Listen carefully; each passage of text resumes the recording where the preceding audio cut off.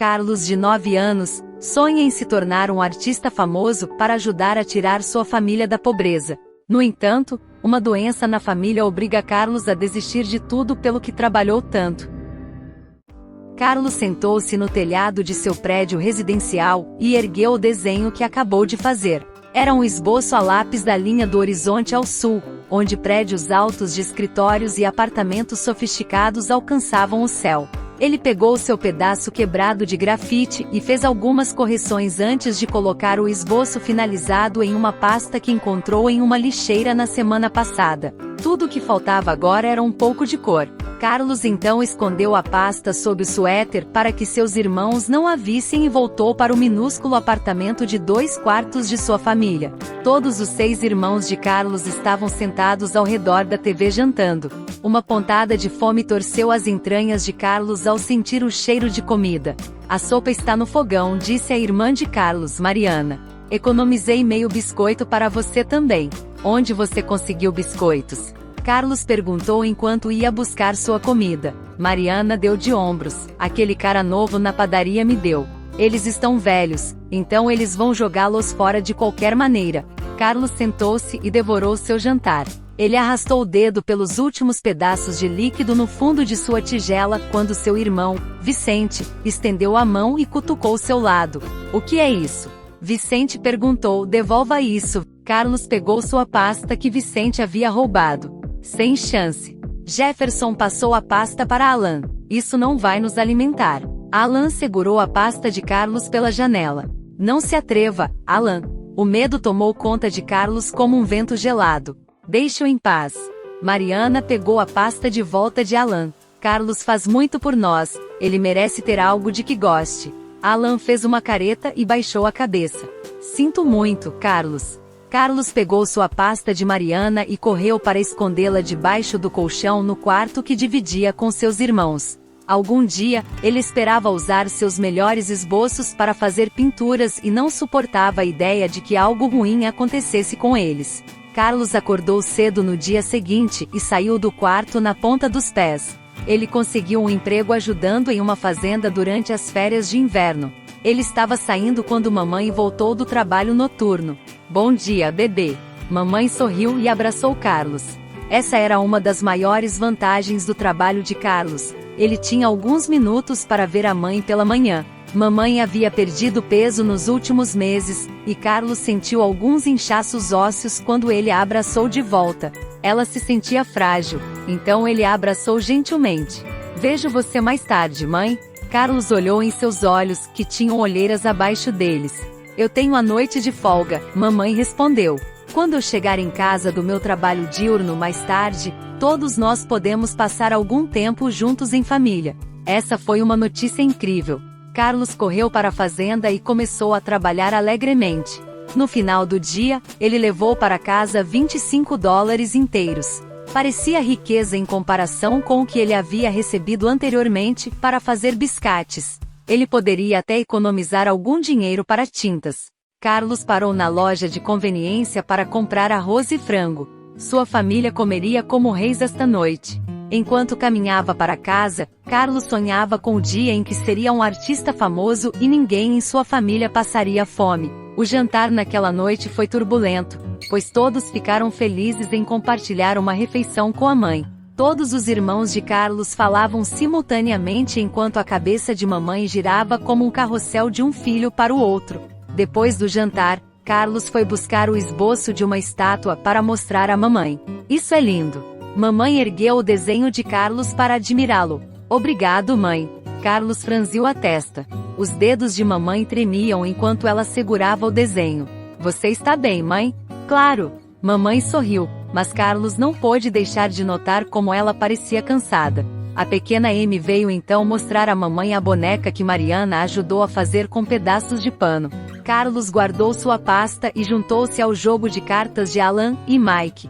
Os vizinhos do apartamento de cima estavam tocando uma música animada e Mariana começou a dançar. Logo, toda a família estava rindo e dançando. Suas barrigas estavam cheias, eles estavam juntos e parecia que tudo estava bem com o mundo naquele momento. Então os olhos de mamãe reviraram e ela desmaiou. Carlos subiu correndo as escadas para seu apartamento. O resto de sua família ainda estava no hospital esperando por notícias de sua mãe. Ele era o corredor mais rápido, então eles o indicaram para voltar para casa e pegar o pote de dinheiro de emergência no armário da cozinha. O coração de Carlos afundou quando ele viu a miserável coleção de moedas e notas na jarra. Nunca seria suficiente para pagar os tratamentos médicos da mamãe. Ele correu para o quarto e enfiou a mão no buraco na parede de gesso onde guardava suas economias. "Adeus, tintas e telas", disse Carlos enquanto colocava seu dinheiro no pote.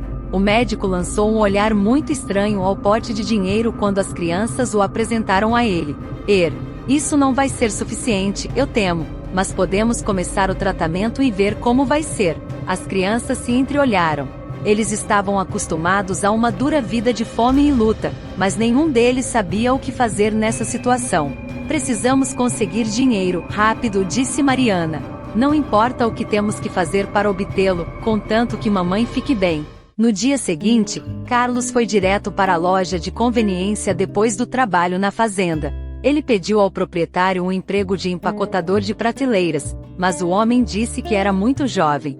Carlos então decidiu ficar na saída para oferecer sua ajuda carregando sacolas de compras. Ele ganhou alguns centavos de uma senhora idosa e um homem manco pagou-lhe $1 para levar as sacolas até o carro, mas não foi o suficiente. Estava escurecendo, mas Carlos não suportava ir para casa ainda. Em vez disso, ele se ajoelhou sob um poste de luz e mergulhou os dedos na sujeira que se acumulou na sarjeta.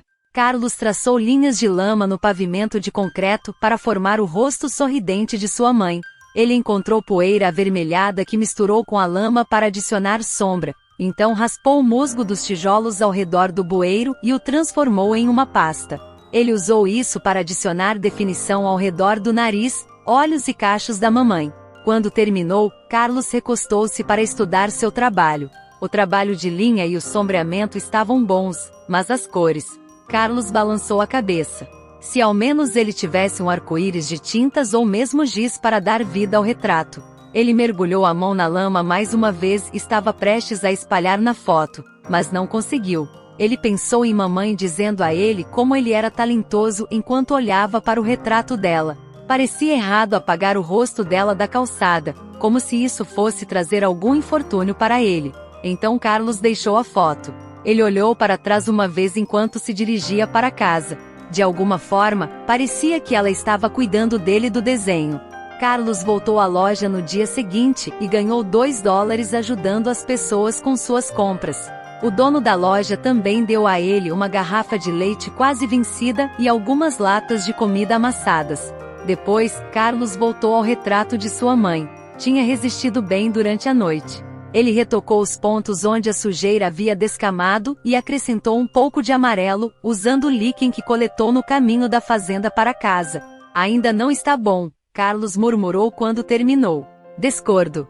Carlos se virou e encontrou um homem estranho parado atrás dele. Ele deu a Carlos um sorriso amigável e se apresentou como Sr. Finn. "Sou o editor-chefe de uma revista de arte local", continuou o Sr. Finn, "e adoro o que você fez aqui.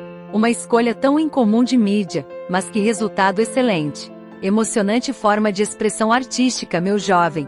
Com sua permissão, gostaria de usar uma foto de seu trabalho para a capa de nossa próxima edição." O coração de Carlos disparou. Ele não entendeu totalmente tudo o que o homem disse, mas sabia que estar na capa de uma revista era um grande negócio. Ele já estava balançando a cabeça quando percebeu que isso poderia ser o que ele precisava para ajudar a mamãe. "Quanto você vai me pagar?" Carlos perguntou. Carlos contou o maço de notas que o Sr. Finn lhe deu várias vezes a caminho do hospital. Ele ainda não conseguia acreditar no quanto ganhou por uma fotografia de seu desenho de terra. Ele começou a passar todas as noites fazendo arte na calçada perto da loja de conveniência. Ele experimentou diferentes coisas que encontrou para adicionar cor e sombreamento à sua arte, e logo começou a ser notado. "Isso é incrível", uma adolescente disse enquanto admirava o desenho de Carlos de uma raposa adormecida. "Eu adoraria ter isso em uma camiseta." "Eu posso fazer isso", disse Carlos imediatamente. Ele não sabia ao certo se conseguiria, mas não havia nada a perder tentando. Apenas me traga uma camiseta, e eu farei isso por você. Que tal esses pássaros? Um homem que estava por perto perguntou. Você poderia colocar isso em uma camiseta também? Carlos assentiu com entusiasmo. Que tal arte personalizada? Um homem de aparência dura perguntou. Qualquer coisa que você quiser, respondeu Carlos. Durante o mês seguinte, Carlos concluiu vários pedidos de pessoas que queriam sua arte em camisetas e bonés de beisebol. Correu um risco enorme com o dinheiro que ganhou na fazenda para comprar tintas para tecido, mas valeu a pena. O Sr. Fim voltou para entrevistá-lo também. Descobriu-se que a arte de Carlos causou um grande burburinho, e muitas pessoas ficaram curiosas sobre ele. Depois que a entrevista foi publicada, Carlos fez com que mais pessoas encomendassem roupas com sua arte. Várias pessoas o contrataram para pintar murais em suas casas também. Foi um dia de orgulho para Carlos quando ele e seus irmãos entraram no hospital para pagar a conta médica de mamãe. Seu coração quase explodiu de alegria com a alegria no rosto dela quando a presentearam com uma caixa de chocolates e algumas flores. Eu sempre soube que você faria bem, baby, mamãe murmurou para Carlos enquanto o beijava na bochecha. Estou tão orgulhosa de você. Mamãe teve alta do hospital alguns dias depois. Carlos continuou a vender sua arte mesmo depois de voltar para a escola no semestre seguinte. Logo, a família estava indo tão bem que mamãe conseguiu largar seu segundo emprego. Um ano depois, Mariana ajudou Carlos a criar uma loja online. Agora, sua arte estava se espalhando pelo mundo. Jornais nacionais o entrevistaram, e ele foi até convidado para aparecer em um programa de TV. No entanto, o melhor ainda estava por vir. Carlos tinha 13 anos quando realizou sua primeira exposição em uma galeria local. Fãs e críticos de arte se aglomeraram em torno de suas pinturas como abelhas em torno de um pote de mel. Carlos assistiu a todos eles de um canto tranquilo da sala.